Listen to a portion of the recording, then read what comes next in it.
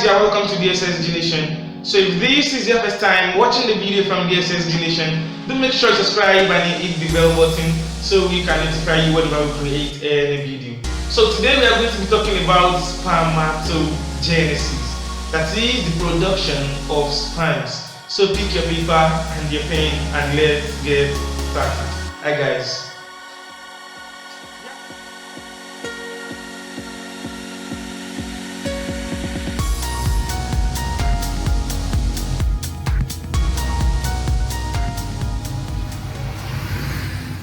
Yeah, welcome back. So I said we are going to be talking about spermatogenesis. Spermatogenesis. Now, the word spermat right here, it denotes spermatozoon. Spermatozoon. Or you can say spermatozoa. And you can just refer to it as sperm. On a layman's language, you can just call it sperm. Now, the word "o" is conjunction in anatomy. We've been talking about that a long time ago. So this is Genesis. This Genesis means beginning, according to Bible. So it means beginning. So biblically, Genesis is the chapter that explains to us how this word is being produced. So if I can use the word produce, so it means beginning is also for production. So literally, spermatogenesis means production of sperm. Now, to understand spermatogenesis, we have to look at the anatomy and physiology of the seminiferous tube. But before that, on a broad level, on a wide level, you have to take note of three things before you can understand spermatogenesis. So the first thing that you're supposed to know is the anatomy of the seminiferous tube. Anatomy of the seminiferous tube. So the second thing you have to know is the hormonal coordination.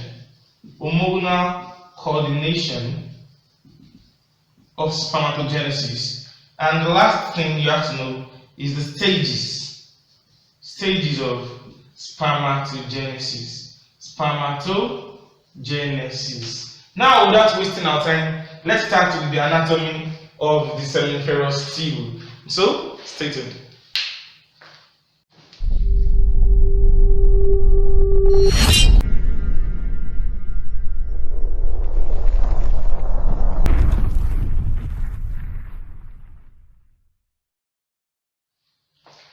Yeah, welcome back. So I said we are going to be talking about the anatomy of the seminiferous tube.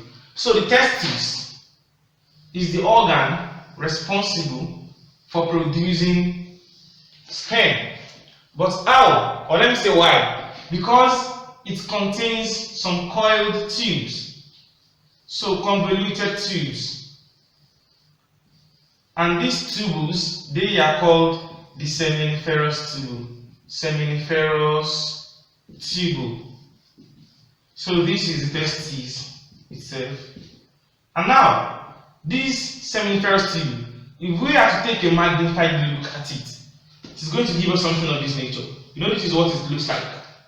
But it is just a tube. So if I am to cut it with this plane, I will be able to show you the inner part of the what? Of that tube. So, and that is what I'm going to be doing now. So if we are to dissect it, so this is what is going to give to us.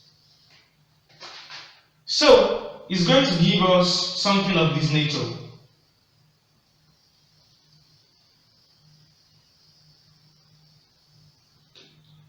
So we will have a basal lamina. A basal lamina. You can also call it a basal membrane. So this is the basal lamina. Basal lamina. Now, within this basal lamina, we have some cells there. Some cells inside it.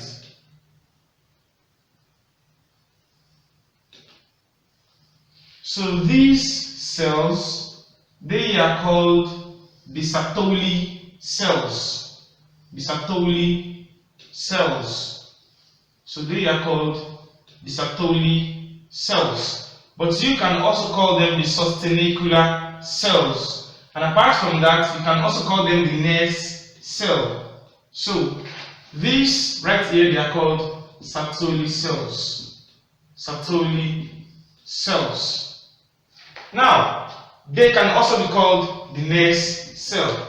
Nest cell. And you can also call them the sustenicular cells. So these sustenicular cells, they are connected together by tight junction. Tight junction. By tight what? Tight junctions.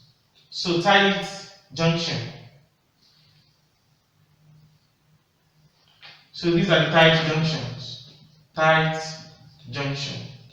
Now, apart from the fact that the tight junction is connecting these cells together, another thing is that they divide the what? They divide these seminiferous tube into two compartments. Compartment is a space occupied by something. Now, this inner part is called the lumen. Lumen. So we have the tight junction here as well. So now this part is called the lumen. So this tight junction, it divides the what? The seminiferous tube into two compartments. The first one is the compartment between this basal lamina and the tight junction. So this place, the space between the what? Between the basal lamina and the tight junction. So this is called the basal compartment. Basal compartment. So the second compartment is the compartment between this lumen and this tight junction. So this lumen, this space is called the adluminal compartment. Adluminal compartment. Adluminal compartment. So a quick recap before I proceed. This is the what? The seminiferous tube. So, and it is made up of basal membrane, or you call it the basal lamina. So within this tube, we have what? The Sertoli cells. You can also call them the sustenicular cells, or you can call them the nest cell. Now, they are connected together by tight junction. So these structures here, they are called the tight junctions. So apart from the fact that this tight junction is connecting these cells, it is also dividing the seminiferous tube into two compartments. The first one is the compartment between the what? Between the basal membrane and the tight junction. So this structure here, so this space here rather, it is called the basal compartment. And the second one is between the tight junction and the lumen, called the adluminal compartment. Now, what next? So the next thing is that outside this basal membrane, we have some cells there. Some cells are present there. So those cells are called Leydig cells. So you can also call them interstitial cells. Interstitial cells. So that is the anatomy of the seminiferous tube. So within this basal compartment, we have some cells there. They are called the spermatogonial. Spermatogonial. So we are going to be talking about them later under the stages of what? Stages of spermatogenesis. So let us clean the board and then we talk about the hormonal coordination of spermatogenesis. So stay tuned.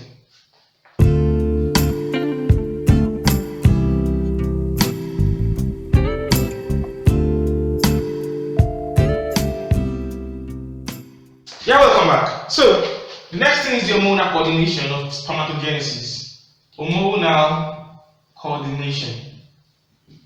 Now, if you have not watched our video on endocrine system, this thing can just seem difficult, but trust me, it is not. So just go back there. I'm going to drop a link up ahead. So now, talking about hormonal coordination. So if this is the brain now, if this is the what? The brain. We have two basic structures. So let's say this is the what? The brain. Two basic structure there. So the first one is on top. So it is called the what? It is called the hypothalamus. Hypothalamus. So, and below it, we have the what? We have the pituitary. We have the what? The pituitary. So below it is the what? The pituitary gland. Pituitary gland. So let's say this is the anterior pituitary and this is the posterior pituitary. So posterior pituitary. So after establishing that, this hypothalamus, it contains some cells. So and the nucleus of those cells is called the preoptic nucleus. Preoptic what? Preoptic nucleus. So this preoptic nucleus is going to secrete what we call gonadotropin releasing hormone, GnRH. So gonadotropin releasing hormone. So it's going to secrete it into the blood. So some kind of blood vessels that are connected to the what? To the anterior pituitary. So and this gonadotropin releasing hormone is going to pass through the blood vessels. So these blood vessels are called the hypothalamus-pituitary tract. So if you don't know that, just drop by our video called the description of the pituitary gland. So you're going to get a better understanding of that. So this GnRH is going to flow through the blood and it's going to act on a cell or some group of cells in this anterior pituitary. And those cells are called the gonadotrophs. Gonadotrophs. So these gonadotrophs, they are now going to secrete gonadotrophins. So we have two gonadotrophins. So the first one is the FSH, which is the follicle stimulating hormone, and the other one is the LH, which is the luteinizing hormone. Now, this FSH is going to act on the Sertoli cells. It's going to act on the Sertoli cells, and it's going to tell the Sertoli cells to produce what we call ABP, which means androgen binding protein. Androgen binding protein. So what is the function of that? I'm going to tell you in a minute, but just wait for me. So this LH is going to act on the Leydig cells. The Leydig what? The Leydig cells. And the Leydig cell is going to produce testosterone. Although not directly, I'm going to be explaining that while talking about stages. So this is the what? The hormonal coordination of spermatogenesis. Now let's relate it. A quick recap before we proceed. So this hypothalamus has some preoptic nucleus or nuclei within the nucleus, and they are going to release what? Gonadotropin releasing hormone into the what? Into the hypothalamus-pituitary tract, the blood vessel, and that is going to supply the what? The gonadotrophs of the what? Of the anterior pituitary. So the gonadotrophs are going to secrete gonadotropins too. The first one is FSH, the other one is LH. So the FSH is follicle stimulating hormone, and the LH is the luteinizing hormone. So the FSH is going to act on the Sertoli cells that I called the nest cells the other time. So why this LH is going to act on the what? On the Leydig cells. So the FSH acting on Sertoli cell is going to produce ABP, and Leydig cell is going to produce testosterone. What are their functions? So we'll be talking about that in the stages of what? Of spermatogenesis. So stay tuned.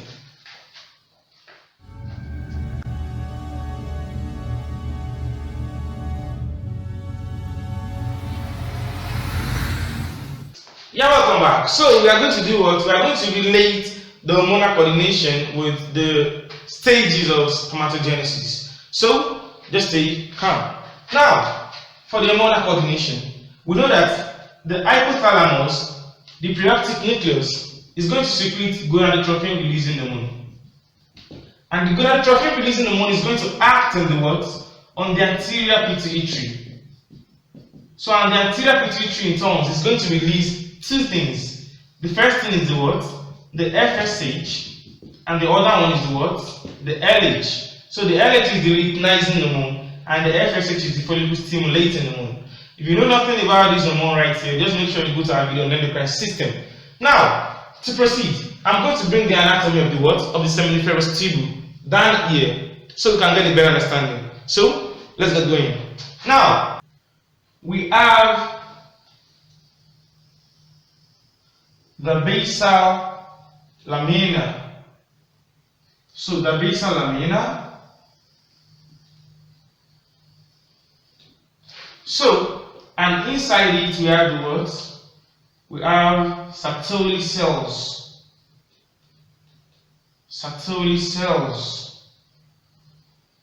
also called the sustenacular cells. The sustenacular cells. So you can also call them the Nares cell. So they are nucleus. Now, after that, we have the what? The tight junction rather. So tight junctions that divides it into the adluminal compartment and the basal compartment. And then surrounding it are the what? The Leydig cells. So this luteinizing hormone is going to act on the Leydig cells, and these Leydig cells are going to produce testosterone. Testosterone. So this testosterone is going to be directed into the what? Into the adluminal compartment. So testosterone. And because the testosterone is lipophilic in nature, is not really soluble. So this FSH is going to act on what? On the interstitial cells. Sorry, on the Sertoli cells. So and these Sertoli cells, they are going to release what we call ABP, which is the androgen binding protein. So this androgen binding protein is going to be directed into the what? Into the adluminal compartment as well. So this testosterone and this ABP, when they react together, it is going to make the testosterone more soluble. Don't forget, we said it is not really soluble, but it has to mix very well within the what? Within the adluminal compartment. So the ABP will be the one to do what? To make it soluble and concentrated. Now, what is the function of this testosterone? We've known that ABP is responsible for making testosterone soluble and concentrated. So what is now the function of testosterone? The function of testosterone is to allow some cells within the Sertoli cells to undergo metastasis, to divide. So, and those cells are called the spermatogonial. So these are the what? The spermatogonial.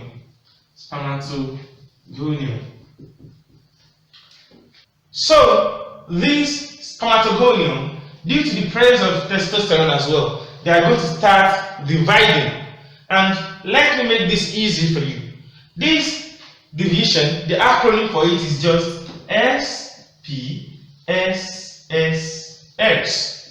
So it will start from spermatogonium. It is going to form primary spermatocyte,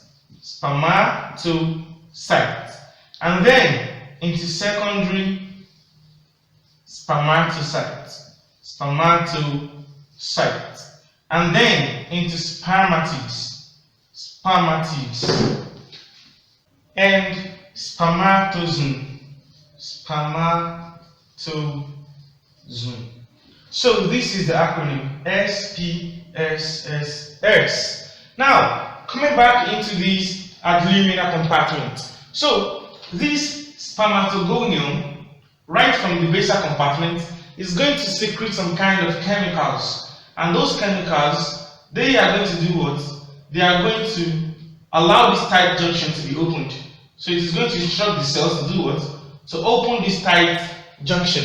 So then the spermatogonium is going to develop into primary spermatocyte. So the primary spermatocyte.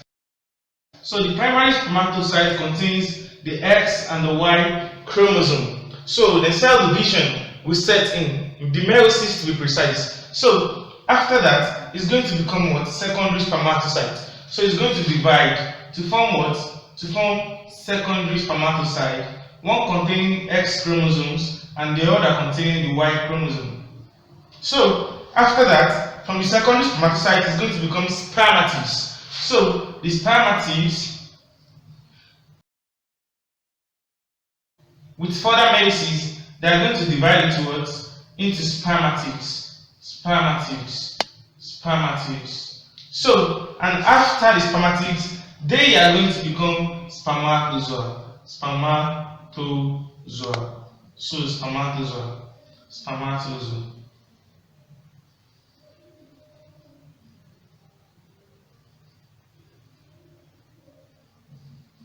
So let let me take a closer look at this. I mean, let me magnify it so we can see it. So it's going to look like something of this nature. Then let me just explain it. But before that, let me do a quick recap. So the hypothalamus is going to release gonadotrophin releasing hormone. So those nucleus are the preoptic nucleus, and from there it's going to pass through the hypothalamus tract, the blood vessel, into the anterior pituitary, and from there the luteinizing hormone is going to be secreted, and the FSH, follicle stimulating hormone. So the follicle stimulating hormone is going to act on these Sertoli cells, also called the sustenicular cells or the nest cells, and they are going to produce what we call ABP, androgen binding protein. So they are going to produce what? Androgen binding protein into the what? Into the abdominal compartment. And this LH is going to act on what? Is going to act on the Leydig cells, also called the interstitial cells of Leydig, to do what? To secrete testosterone. Actually, it is going to produce an enzyme, and the enzyme is going to convert cholesterol to testosterone. But let's just leave that for another class. So this testosterone is now going to go into the what? Into the abdominal compartment.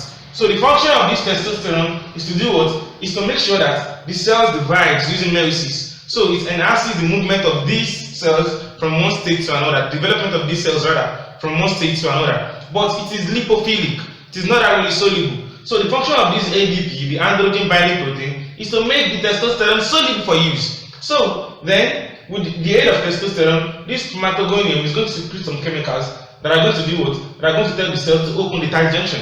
And from there, it's going to develop into what? A primary spermatocyte. So this is a primary spermatocyte containing the X and Y chromosome. So the primary spermatocyte is going to develop into secondary spermatocyte, one S and one Y. So from there, it's going to develop into what? It's going to develop into secondary spermatocytes. Into spermatids rather. And from spermatids into what? Spermatozoon. So let's take a careful look at what? At the diagram of the spermatozoon, and then we call this video an end. So stay tuned.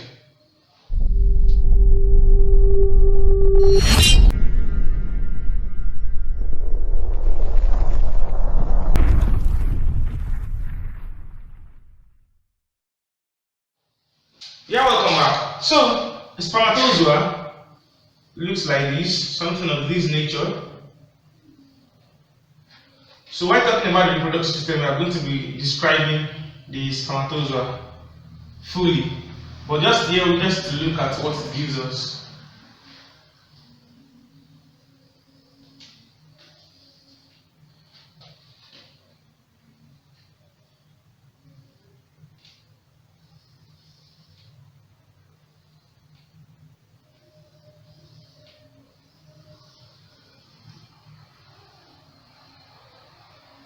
So this part is the head of the sperm. So this end is called the acrosome.